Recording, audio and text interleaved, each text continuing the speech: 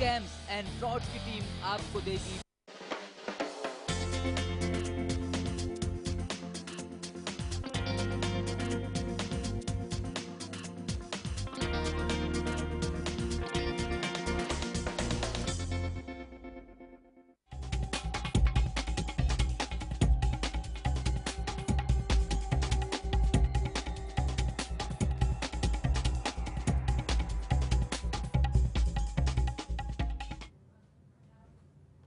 नमस्कार, आप देख रहे हैं लेमन न्यूज। मैं हूं आपके साथ राहुल गोयल। बीजेपी को यह उम्मीद है कि इस बार वो अपने दम पर सरकार बनाने में कामयाब हो जाएगी।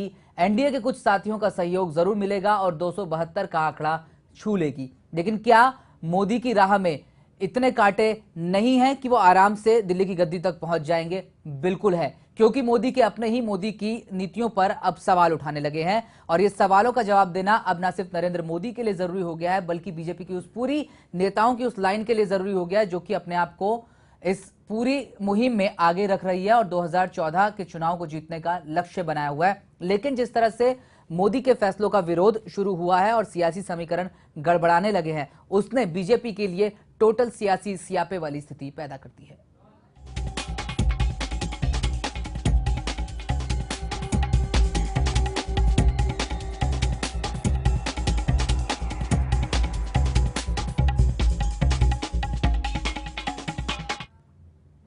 एनडीए अपने कुनबे के बूते किला फतह करने की कोशिश में है, लेकिन इसी कुनबे में दरार वक्त वक्त पर पड़ती रही है। कभी अपने साथी नाराज हुए हैं तो कभी किसी तरह से उन्हें मनाया गया। शिवसेना की नाराजगी कम होती नहीं दिख रही। जब से मनसे अध्यक्ष से मुलाकात की नितिन गडकरी ने, तब से निशाने पर है शिवसेना के बीजेपी के तमाम नेता, खासकर नरेंद्र मोदी और उनके आसपास रहने वाले नेता। एक बार फिर शिवसेना के मुखपत्र सामना में निशाना साधा गया है। अब इस बात को लेकर कि आडवाणी की सीट को लेकर जिस तरह से विवाद पिछले दिनों पनपा, उसने गलत संदेश दिया और बीजेपी के कई नेता अपनी जिद के मुताबिक काम कर रहे हैं। बीजेपी पर शिवसेना का निशाना, एक बार फिर सवालों से सामना। बीजेपी की कलह सतह पर आई। आडवाणी युग का अंत नहीं। शिवसेना बीजेपी पर निशाना साधने का कोई मौका नहीं छोड़ रही। दोनों पार्टियां दोस्त हैं, राजनीति में एक दूसरे के साथ खड़े रहने की अहमियत भी जानती हैं, लेकिन फिर भी हाल ही में कई मुद्दों पर इस दोस्ती में दरार पड़ती दिख रही है। एक बार फिर शिवसेना ने बीजेपी की अंदरूनी खींचतान पर निशाना साधा है। सामना के संपादकीय में शिवसेना ने बीजेपी पर तीखा हमला करते हुए कहा कि बीजेपी में मोदी युग की शुरुआत जरूर हो चुकी है, लेकिन आडवाणी युग का अंत नहीं हुआ है। सामना में यह भी कहा गया है कि आडवाणी की सीट पर संशय कायम रखा गया, जबकि मोदी और बीजेपी अध्यक्ष राजनाथ को उनके मुताबिक सीट दी गई। संपादकीय में लिखा गया है कि आडवाणी पहले ही कह चुके थे वो गांधीनगर से चुनाव लड़ेंगे, फिर भी आडवाणी के नाम को अधर में रखा गया। तब आडवाणी ने शिवराज सिंह चौहान से भोपाल का सम्माननीय आमंत्रण प्राप्त किया और गांधीनगर पर चौकड़ी मारकर आडवाणी ने विरोधियों को जाल में फंसा दिया। संपादकीय में आडवाणी के संघर्ष और बलिदान की तारीफ की गई है, लेकिन बीजेपी के आला नेताओं को आड़े हाथों लेते हुए उन पर कई सवाल उठाए गए हैं और कहा गया है कि बीजेपी की लड़ाई सतह पर आ चुकी है। गौरतलब है कि जब से नितिन गडकरी ने मनसे प्रमुख राज ठाकरे से मुलाकात की है, तभी से शिवसेना बीजेपी के खिलाफ तल्ख तेवर अपनाए हुए है और अब तो नौबत यह है कि महाराष्ट्र को छोड़कर कई राज्यों में शिवसेना अपने उम्मीदवार भी उतारने जा रही है। जाहिर सी बात है, कई सीटों पर शिवसेना उम्मीदवारों का मुकाबला बीजेपी के उम्मीदवारों से होगा और तब इस दोस्ती की असली परख होगी। Dharmendra Dubey, lemon news, Mumbai. तो अजीब विडंबना की स्थिति है बीजेपी के लिए, क्योंकि जो लोग साथ हैं वही सवाल भी खड़े कर रहे हैं। तो या तो सवालों का सामना करना होगा बीजेपी को, या फिर ऐसे साथियों को नसीहत देनी होगी, क्योंकि बीजेपी इस बात को लेकर कॉन्फिडेंट नजर आ रही है कि इस बार चुनाव में जीत तय मानी जा सकती है या पक्की मानी जा सकती है। हमारे साथ हमारे वरिष्ठ सहयोगी और लेमन न्यूज के संपादक बलजीत परमार जी मौजूद है स्टूडियो में। बलजीत सर, ये जो पूरा घटनाक्रम सामने आता है और पिछले लगातार कई दिनों से हम देख रहे हैं कि शिवसेना तल्ख तेवर अपनाए हुए है बीजेपी के खिलाफ, क्या ये महज मनसे अध्यक्ष राज ठाकरे और नितिन गडकरी की मुलाकात का नतीजा है, या फिर जिस तरह से बीजेपी ओवर कॉन्फिडेंस नजर आ रही है और अब शिवसेना को यह लगता है कि बीजेपी के नेता एरोगेंट हो गए हैं, ये उसका नतीजा है कि इस तरह से तल्ख तौर पर निशाना साधा जाता है, आडवाणी का फेवर किया जाता है और बाकी नेताओं को नसीहत दी जाती है? देखिए, बहुत सालों से महाराष्ट्र में शिवसेना और बीजेपी का रिश्ता लव एंड हेट रिलेशनशिप की तरह रहा है। आपको याद होगा जब पहले बाला साहब के टाइम पे, उनके इंतकाल के पहले, उन्होंने एक बहुत बड़ी स्टेटमेंट दी थी कि बीजेपी का प्राइम मिनिस्टर सुषमा स्वराज को होना चाहिए।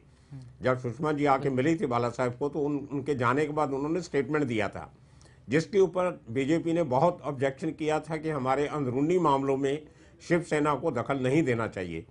तो ये इन दोनों की नोक झोंक जो है वो जैसे पार्टनर्स में होता है, इनकी अक्सर होती रहती है। लेकिन जैसे आपने कहा, उसका लेटेस्ट जो कारण बना वो नितिन गडकरी का राज ठाकरे को मिलना, और शिवसेना का ये कहना था कि जब हमारा अलायंस है ऑलरेडी, उसके बाहर हम किसी से बात करते हैं तो उसका पूरा बेनिफिट दोनों पार्टनर्स को मिलना चाहिए, और आरपीआई को भी साथ में मिलना चाहिए, तीसरा पार्टनर इनका। और गडकरी जी ने जाके अकेले अपने लिए मदद मांगी एमएन से, मनसा से, तो उसके लिए शिवसेना नाराज जरूर हुई और उनका नाराज होना बनता भी है। और थोड़े दिन पहले निशाना साधते हुए उद्धव ठाकरे ने यह भी कहा कि हम जानना चाहते हैं कि महाराष्ट्र में बीजेपी कौन चला रहा है, महाराष्ट्र में बीजेपी का लीडर कौन है, हम किससे बात करें। तो ये काफ़ी मुद्दे शिवसेना ने उठाए, और जैसे जैसे आगे इलेक्शन नज़दीक आएगी ये बिटरनेस और बढ़ेगी, क्योंकि मनसा ने 5 जगह पे बीजेपी के खिलाफ अपने कैंडिडेट खड़े नहीं किए, बल्कि शिवसेना के खिलाफ अब 6 जगह पे उनके कैंडिडेट खड़े हो गए हैं। तो कहीं ना कहीं जब नुकसान होगा वो शिवसेना को ज़्यादा होगा, बीजेपी को कम होगा। तो ये इनकी जो दरार है बढ़ेगी और मुश्किलें बढ़ेंगी। बल्कि सर, कहा यह भी जा रहा है कि क्योंकि अब बीजेपी को ऐसा लगने लगा है या ऐसा एहसास हो रहा है कि देश में चूंकि हवा चल रही है नरेंद्र मोदी के नाम पर, ऐसा बीजेपी के नेताओं का दावा, ये दावा हम नहीं कर रहे, तो बीजेपी कहीं ना कहीं शिवसेना के मुकाबले मजबूत स्थिति में होगी महाराष्ट्र में। क्या बीजेपी भी अंदर खाने एक विकल्प तलाश रही है शिवसेना का, और इसलिए ये एरोगेंस नजर आती है कई बार जब दोनों के बीच मतभेद पैदा होता है, दोनों पार्टियों के बीच? और दूसरा, शिवसेना जो कि महाराष्ट्र में गठबंधन में, और ये कह चुकी है कि वो वहां पर गठबंधन में ही आगे भी काम करेगी, लेकिन दूसरे राज्यों में खासकर बिहार और यूपी में शिवसेना अपने उम्मीदवार उतारने का ऐलान कर चुकी है, और उधर मनसे ने यह साफ किया है कि वो बीजेपी उम्मीदवारों के खिलाफ अपने उम्मीदवार नहीं उतारेगी। तो क्या ये जो पूरा घटनाक्रम अचानक से बदला है, क्या ये इस बात का भी संकेत देता है कि हो सकता है चुनावी नतीजों के बाद शिवसेना और बीजेपी अलग अलग राह पर हो, या फिर इसकी उम्मीद जो है वो आपको फिलहाल नहीं दिखती? ये शिवसेना जरूर बहुत इंटरेस्ट के साथ इंतजार करेगी इस बात का कि इलेक्शन के बाद ऊँट किस करवट बैठता है, मनसा किस तरफ जाती है। और मुझे भी लगता है कि इस इलेक्शन के बाद काफ़ी महाराष्ट्र में खास तौर पे पॉलिटिकल इक्वेशन जो है वो चेंज होंगी। ये भी हो सकता है कि एनसीपी और कांग्रेस की आपस में नहीं बने, बीजेपी और शिवसेना अलग अलग हो जाएं। आरपीआई 2-3 बार शिवसेना और गठबंधन छोड़ के जा चुकी है, कांग्रेस के साथ गठबंधन किया 2 इलेक्शन में, वो छोड़ के बीजेपी शिवसेना के साथ आई आरपीआई। तो ये मनसा का कितने कैंडिडेट जीतते हैं वो भी एक बड़ा सवाल होगा। और अगर आपने देखा हो तो पिछले दिनों में उद्धव ठाकरे ने इनकी पार्टी ने ये भी फैसला किया कि महाराष्ट्र में हमारा गठबंधन है, लेकिन महाराष्ट्र के बाहर यूपी, दिल्ली, पंजाब और बिहार में हम अपने इंडिपेंडेंट कैंडिडेट उतार सकते हैं। और 30 का नंबर भी दिया उन्होंने कि 30 कैंडिडेट हम उतारेंगे, और हो सकता है बीजेपी के खिलाफ भी अपने कैंडिडेट खड़े करें।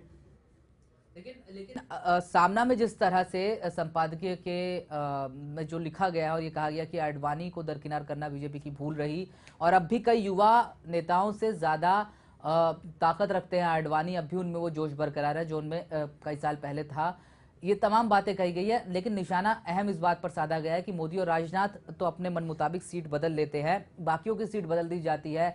लालजी टंडन को घर बैठने के लिए कह दिया जाता है, मुरली मनोहर जोशी को कानपुर शिफ्ट कर दिया जाता है, सिद्धू को अमृतसर से नवजोत सिंह सिद्धू को हटा दिया जाता है। इन तमाम मसलों को भी सामना में उठाया गया और ये कहा गया है कि बीजेपी की जो अंदरूनी कलह है वो पिछले दिनों सतह पर आ गई है और मीडिया और दूसरे लोग अब इसका मजा ले रहे हैं या इस पर निशाना साध रहे हैं। क्या वाकई ये एक दोस्त को नसीहत माना जाए, या फिर इसमें तंज ज्यादा दिखाई देता है, ताना ज्यादा दिखाई देता है बजाय नसीहत के? देखिए, बीजेपी के लिए आज के दौर में वाजपेयी और आडवाणी जी को साथ मिला के रखना बहुत ज़रूरी है। आजकल जो गठबंधन की जो पॉलिटिक्स हिंदुस्तान पे चल पड़ी है उसमें बहुत कम नेता ऐसे बचे हैं जिनके पास ऐसी ताकत है, जहाँ ऐसी शक्ति है, जो दूसरों को साथ लेके चल सकते हैं। अगर कल खुदा ना खास्ता कहीं 200 से कम सीट बीजेपी की आती है और दूसरे दलों की मदद लेनी पड़ती है, तो लोग अडवाणी जी को साथ लेके तो चल सकेंगे, मोदी के साथ शायद बहुत लोग नहीं जाएंगे। तो इसलिए बीजेपी की मजबूरी भी है, वो अडवाणी जी को चेक में भी रखना चाहते हैं और उनको छोड़ भी नहीं सकते। तो ये बड़ी अजीब प्रॉब्लम है बीजेपी के लिए। लेकिन शिवसेना का इसमें रोल जो है वो थोड़ा सा समझ से परे है। शिवसेना नसीहत देती है कि आडवाणी को उनका कद जो है वो बरकरार रखा जाए या उनको उनका ओहदा जो है वो कायम रखा जाए। और अब जब दूसरे समीकरण भी सामने आने लगे हैं, तो क्या दरअसल शिवसेना महज प्रहार कर रही है व्यंग्यात्मक तरीके से बीजेपी पर, या वाकई जो उनकी नसीहत है उसमें दम नजर आता है, और अगर बीजेपी उसको फॉलो करती है कहीं ना कहीं देर सवेर, तो बीजेपी बनिस्बत ज्यादा फायदे में रहेगी 2014 में, जिस तरह से नमो के नाम को लेकर थोड़ी बहुत परेशानी अब भी कायम है एनडीए के जो बाकी के दल हैं उनमें। शिवसेना के लिए ये बहुत जरूरी है कि बीजेपी महाराष्ट्र में इतनी स्ट्रांग नहीं हो जाए जो आने वाले 2-3 चुनाव में बाला साहब के जाने के बाद शिवसेना को बहुत कमज़ोर कर दे। तो इनकी शिवसेना की अपनी सर्वाइवल के लिए ज़रूरी है कि बीजेपी ज़्यादा आगे नहीं बढ़े। तो उसको इनकी कोशिश रहेगी बीजेपी के अंदरूनी माहौल को इस तरीके से कुछ ख़राब करें, उनमें गलतफहमियाँ क्रिएट हों। जो वोटर हैं उन लीडर्स में तो नहीं होगी क्रिएट, लेकिन जो आम वोटर है उनको ये बातें बहुत अच्छी लगती हैं। वारदा में, नागपुर में, गांव में जब एक आम आदमी जो सुनेगा कि अडवाणी जी की बहुत बेइज्जती हो रही है बीजेपी में, तो वो शायद बीजेपी को वोट नहीं डालेगा।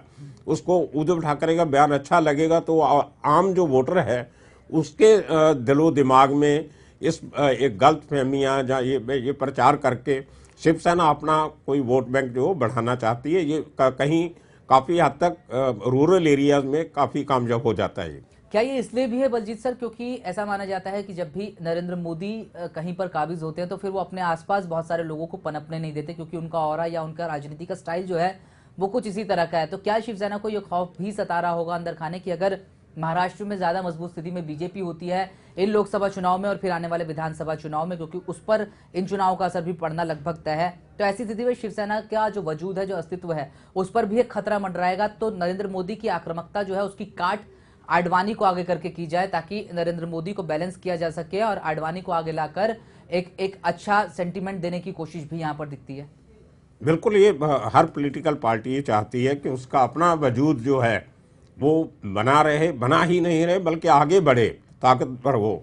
और ऐसी पॉलिटिकल दांव पेचबाजी, दाम लगाने, पॉलिटिकल ऐसे दांव लगाने, ये हर पॉलिटिकल पार्टी करती है। और कहीं ना कहीं शिवसेना को ये लगता है कि अगर आप देखें पिछले 2 चुनाव जो पार्लियामेंट के हुए हैं, उनमें शिवसेना को और बीजेपी को मुंबई में कोई सीट नहीं मिली, जबकि म्यूनसिपल इलेक्शन में हमेशा बीजेपी और शिवसेना जो काबिज रहती है, लेकिन एमएलए की इलेक्शन होती है तो हार जाते हैं, पार्लियामेंट की इलेक्शन होती है तो हार जाते हैं। तो बीजेपी और शिवसेना को भी कुछ इस मामले में समझ नहीं आती कि हम मुंबई में, और जो मुंबई के साथ जुड़े हुए नई मुंबई और थाना जो बड़े शहर हैं, उनमें हमारी पकड़ जो है वो नेशनल लेवल के जब इलेक्शन आती है तो क्यों नहीं होती। तो ये इनके अंदर की असमंजस है और इनको अभी तक लगता नहीं कि कोई इसका हल मिला होगा। बिल्कुल। और हमारे साथ बलजीत जी, आपको रोकना चाहूंगा, हमारे साथ विनोद घोसालकर साहब फोन लाइन पर मौजूद है, शिवसेना नेता। विनोद जी, बहुत बहुत स्वागत है आपका 11 न्यूज पर। आप जी बिल्कुल, आप लोग दोस्ती तो है आप लोगों की बीजेपी के साथ, लेकिन जिस अंदाज में आप लोग निशाना साध रहे हैं या फिर बीजेपी की जो अंदरूनी कलह जो सतह पर आती है उस पर सवाल उठा रहे हैं, तो दरअसल क्या मकसद आपका अपने दोस्त को नसीहत देना है, या वाकई इसमें एक तंज छिपा है और एक सटायर जो है या एक कटाक्ष जो है वो इसमें छिपा हुआ है और आप लोग थोड़ा सा अपनी राह भी आसान करने की कोशिश कर रहे हैं बदलते सियासी समीकरणों को देखते हैं? नहीं, ऐसी कुछ बात नहीं है। भारतीय जनता पक्ष और शिवसेना की युति अवैध है, अवैध रहेगी और उसमें कोई शंका नहीं है। और अभी हम मुंबई में और महाराष्ट्र में हम लोग अच्छी तरह से एक चुनाव का काम कर रहे हैं, जो कोई ये नहीं है, कोई शंका। लेकिन ठीक है विनोद जी, मैं आपकी बात से पूरी तरह अग्री करता हूं, लेकिन एक कॉन्ट्रडिक्शन की जो स्थिति यहाँ पर दिखाई देती है, पैराडॉक्सिकल माहौल जो दिखाई देता है, उसको तो कम से कम आपको तस्वीर को साफ करना होगा। संपादकीय में आप लोग निशाना साधते हैं, चलिए समझ आता है, आप एडिटोरियल लिखते हैं, उसमें आप कुछ बातों को एडिटोरियल अंदाज में कह देते हैं, लेकिन आप इस बीच ऐलान करते हैं कि महाराष्ट्र और मुंबई के अलावा गठबंधन कहीं और नहीं है, तो हम कैंडिडेट सामने उतारेंगे, सिर्फ राजनाथ सिंह और नरेंद्र मोदी को बख्श देंगे।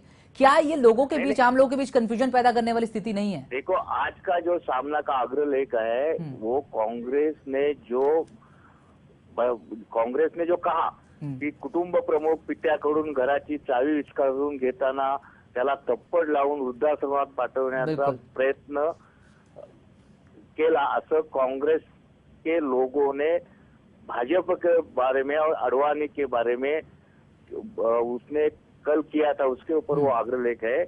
उसमें कोई भाजपा की बुराई नहीं है। हमारे अग्रलेख ने ये बताया है कि जो अडवाणी साहब है हमारे पिताश्री है, और वो उनका जो जैसा राजनाथ सिंह ने जी कहा था कि अडवाणी साहब। लेकिन विनोद जी मेरा सवाल ये है कि इस पूरे लेख को मैंने भी पढ़ा आपसे कुछ देर पहले, इसमें बिल्कुल आडवाणी की कदर करने की बात कही गई है और कांग्रेस पर निशाना साधा गया ऊपर के पैराग्राफ में, लेकिन नीचे आते आते ऐसा लग रहा है कि आप लोग बीजेपी को नसीहत देने की स्थिति में आ जाते हैं। और हवाला मीडिया का है कि साहब मीडिया में छप रहा है, इसलिए आप लोग सावधान हो जाइए, छिछाले दर जो आपकी हो रही है, बेइज्जती जो हो रही है वो दुनिया के सामने हो रही है। देखिए, आज ऐसा कोई बात करने की कोई जरूरत नहीं है। आज हम सारे लोग चुनाव में लगे हैं, साथ में लड़ रहे हैं, मुंबई में लड़ रहे हैं, महाराष्ट्र में लड़ रहे हैं, उसमें कोई शंका लेने की कारण नहीं है। अग्रलेख मैं भी पढ़ा है, उसने जो कहा है उसके कांग्रेस के लोगों ने, कांग्रेस के जो सीनियर लीडर है उसको कैसा किया वो भी उसने बताया। चलिए आखिरी सवाल है विनोद जी, ऐसा कोई डरी की बात नहीं है, डरी की बात नहीं है। विनोद जी आखिरी सवाल है आपसे, आखिरी सवाल है इस बीच, प्रेम है अडवाणी के प्रति। बिल्कुल विनोद जी आखिरी सवाल है आपसे, इस बीच चर्चा ये भी चल पड़ी है कि अमृतसर से अरुण जेटली चूंकि मैदान में है और प्रकाश सिंह बादल कह चुके हैं कि अगर वो एनडीए की सरकार आती है तो वो डिप्टी पीएम होंगे, और आपके कुछ नेता कुछ चैनलों पर नाराजगी अब से कुछ देर पहले इस पर जाहिर कर चुके हैं। उनका कहना है कि सुषमा स्वराज भी उतनी कद्दावर नेता है। इस पर आपकी स्टेटमेंट? आपके मीडिया से, आप मीडिया में जो विचार है उसके लिए तो मैं आपको कोई बात नहीं करना चाहता हूं, लेकिन 16 तारीख के बाद इस देश में, हमारे महाराष्ट्र में आपकी टिप्पणी चाहूंगा कि अगर अरुण जेटली का नाम, अगर सरकार आती है एनडीए की, पीएम डिप्टी पीएम के पद पर प्रस्तावित होता है, क्या आप लोग उसके समर्थन में रहेंगे? नहीं, ऐसा कोई बात नहीं है, ऐसे तो नाम आते रहेंगे। आखिर में जो हमारी युति के सारे है वो लोगों ने पहले से नरेंद्र मोदी साहब को समर्थन किया है। नहीं, अब सवाल आज हमारी सारी सुनो हमारे कार्यकर्ता भावी पंतप्रधान नरेंद्र मोदी कहते हैं, हमारे नेता कहते हैं, आने वाले दिनों में अगर कोई बातें आती है तो वो टाइम की बात है, आज की तो बात नहीं है। लेकिन आज के टाइम में हमारे भारत देश के पंतप्रधान नरेंद्र मोदी ही को हम लोगों ने, हमारे पक्ष प्रमुख ने पार्टिमा दिया। पार्टी को तो पार्टिमा हमारी युति है ही, लेकिन प्राइम मिनिस्टर करके नरेंद्र मोदी एक मत से नरेंद्र मोदी के नाम का समर्थन कर रहे हैं। बिल्कुल, चलिए आप एक मत से नरेंद्र मोदी का समर्थन कर रहे हैं एज अ पार्टी भी और एज अ गठबंधन। ऐसा सुनो मेरा कि हम लोगों ने पहले से तय किया है, ऐसा ना अभी आगे क्या होने वाला है क्या नहीं है वो तो भविष्य बताने वाले हम लोग कोई ज्योतिषी नहीं है। बिल्कुल, बहुत बहुत शुक्रिया विनोद जी इस तमाम जानकारी के लिए और इस तमाम चर्चा के लिए। थे विनोद घोसालकर साहब, जिनका कहना था कि सब एक मत से नरेंद्र मोदी को पीएम देखना चाहते हैं, इसको लेकर कोई कॉन्फ्लिक्ट नहीं है। लेकिन अरुण जेटली का नाम क्यों आज चर्चा में आया ये हम आपको बताते हैं, क्योंकि पंजाब के मुख्यमंत्री प्रकाश सिंह बादल ने एक भविष्यवाणी की अमृतसर के जो उम्मीदवार है बीजेपी के, उनको लेकर कि अगर वो एनडीए गवर्नमेंट में आई तो फिर अरुण जेटली डिप्टी पीएम होंगे, यानी कि नंबर 2 का ओहदा उनके पास होगा। क्यों ये बयान देना पड़ा प्रकाश सिंह बादल को और इसके पीछे क्या सियासी समीकरण है और क्यों ये भी टोटल सियासी सियापे का ही एक चैप्टर है, ये आपको दिखाते हैं। बीजेपी के नहले पर कांग्रेस का दहला, अमृतसर से जेटली के खिलाफ अमरिंदर, प्रकाश सिंह बादल की भविष्यवाणी, अरुण जेटली होंगे डिप्टी पीएम। अमृतसर के सांसद नवजोत सिंह सिद्धू को हटाकर वहां से अरुण जेटली को खड़ा करने का फैसला तो बीजेपी ने कर लिया, लेकिन बीजेपी के इस गणित को बिगाड़ते हुए कांग्रेस ने अरुण जेटली के सामने पंजाब के पूर्व सीएम अमरिंदर सिंह को उतारने का ऐलान किया है। लेकिन खबर यह है कि पंजाब के मौजूदा सीएम प्रकाश सिंह बादल ने एनडीए के जीतने की सूरत में अरुण जेटली के डिप्टी पीएम बनने की भविष्यवाणी कर डाली है। तो क्या वाकई अरुण जेटली मोदी के बाद नंबर 2 होंगे या फिर प्रकाश सिंह बादल के इस शगुफे के पीछे राजनीतिक समीकरण है?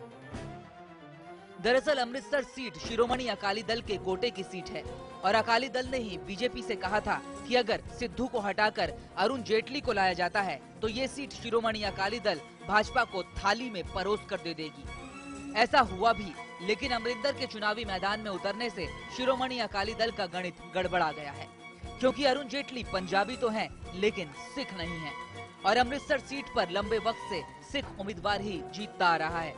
अब शिरोमणि अकाली दल को ये डर सता रहा है कि कहीं उनका ये दाव उल्टा ना पड़ जाए, इसलिए लोगों के बीच अरुण जेटली के डिप्टी पीएम बनने की बात कही जा रही है। अरुण जेटली वैसे भी मोदी के करीबी माने जाते हैं और वाजपेयी सरकार में कई अहम जिम्मेदारियां संभाल चुके हैं, लेकिन क्या दूसरे सहयोगियों की राय भी जेटली को लेकर यही होगी जो अकाली दल की है? क्योंकि शिवसेना इशारा कर चुकी है कि डिप्टी पीएम पद के लिए वो सुषमा स्वराज को भी तगड़ा उम्मीदवार मानती है। सवाल ये है कि कहीं चुनाव से पहले चुनाव के बाद का गणित बीजेपी की सारी संभावनाओं को चौपट न करते। Pradeep Sharma, lemon news, Mumbai. तो चुनाव से पहले चुनाव के बाद का गणित कहीं हावी ना हो जाए और 15 अगस्त को लाल किले की प्राचीर पर जो झंडा फहराने का सपना नरेंद्र मोदी और बीजेपी देख रही है, उसमें जो ये कांटे और जो राह में अड़चने आ रही है, इसको कैसे बीजेपी दूर करेगी, ये बीजेपी के लिए सबसे बड़ी चुनौती है। बलजीत सर, इस रिपोर्ट से हमने ये समझने की कोशिश की दरअसल कि किस तरह से सियासी समीकरण तब गड़बड़ा गया जब कांग्रेस ने अपनी चौथी लिस्ट जारी कर अमरिंदर सिंह को मैदान में उतार दिया। बड़ा दांव कांग्रेस की तरफ से भी खेला गया अरुण जेटली के खिलाफ अमरिंदर सिंह को उतार कर। क्या दरअसल इस बात का अनुमान थोड़ा सा बीजेपी नहीं लगा पाई इसलिए ऐसा हुआ, या फिर सुखबीर सिंह बादल ने जो शगुफा छेड़ा, माफ कीजिएगा, प्रकाश सिंह बादल ने जो शगुफा छेड़ा है वो दरअसल इस चीज को कंपनसेट करने का जरिया है? क्योंकि अमृतसर की हिस्ट्री ये कहती है कि एक तो वहां पर सिख कैंडिडेट पिछले काफी लंबे अरसे से हावी है, दूसरा उसे कांग्रेस का गढ़ भी माना जाता है और किसी तरह से नवजोत सिंह सिद्धू ने वो किला भेदा था, तो इसलिए अब शिरोमणि अकाली दल और बीजेपी को रिस्क लेने की स्थिति में नहीं है। देखिए, ये किसी को मालूम नहीं था कि जेटली के खिलाफ अमरिंदर सिंह आएंगे। अमरिंदर सिंह हमेशा पंजाब में कॉन्सेंट्रेट करते रहे हैं, मुख्यमंत्री रहे हैं पंजाब के, और उनका जो अपना गढ़ है वो पटियाला है, बिल्कुल, और वो मालवा पटियाला बेल्ट में उनका ज़्यादा जोर है उनका। अमृतसर को माझा बेल्ट बोलते हैं और उसमें अमरिंदर सिंह का इतना होल्ड नहीं है। ये वाकई बहुत हैरानी की बात है, लेकिन अमरिंदर सिंह एक बहुत मजबूत कैंडिडेट कांग्रेस के साबित हो सकते हैं जेटली के खिलाफ। और वैसे भी 1972 में पहली बार ये सीट रघुनंदन लाल भाटिया ने जीती थी, उसके बाद 2000 तक 5 बार और भाटिया अमृतसर से एमपी रहे, कई साल गवर्नर रहे दूसरी स्टेट्स के, और उसके वापस पंजाब आए तो सिद्धू ने 10 साल पहले नवजोत सिद्धू ने उनको हराया, और वो पहली बार था जब कांग्रेस का वो गढ़ टूटा। लेकिन जो वर्कर थे कांग्रेस के वो थोड़ा हताश भी थे और मोरल डाउन था उनका। लेकिन अभी अमरिंदर के आने से वो जो है वो पूरा गाल्वेनाइज हो जाएगा, पूरा जोश आएगा वर्कर में।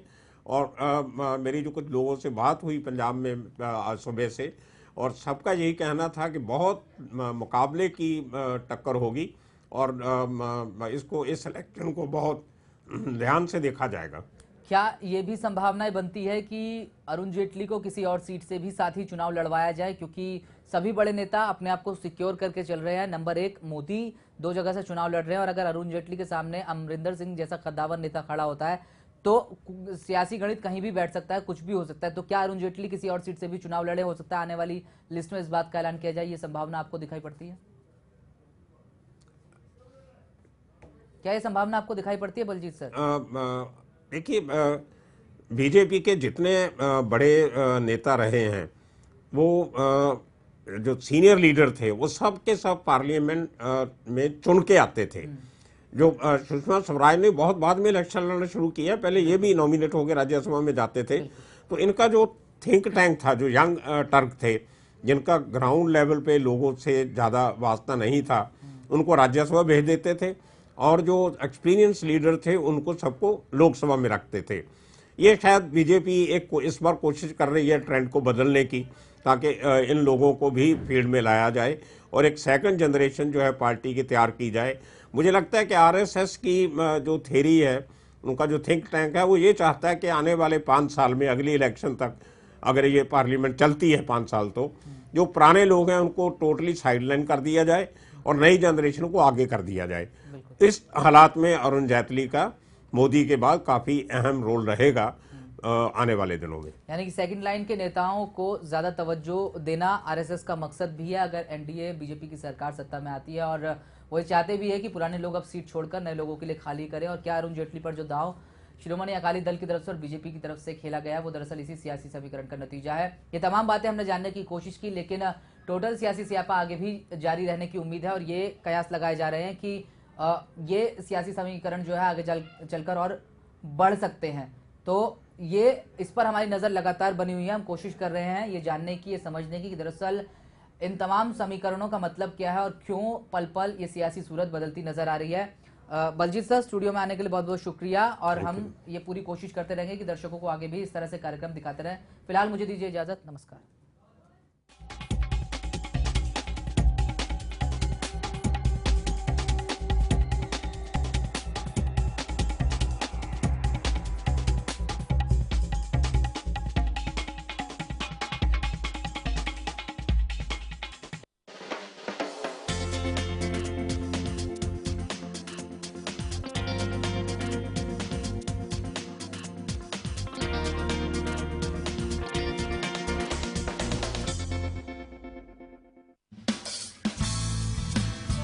डर के आगे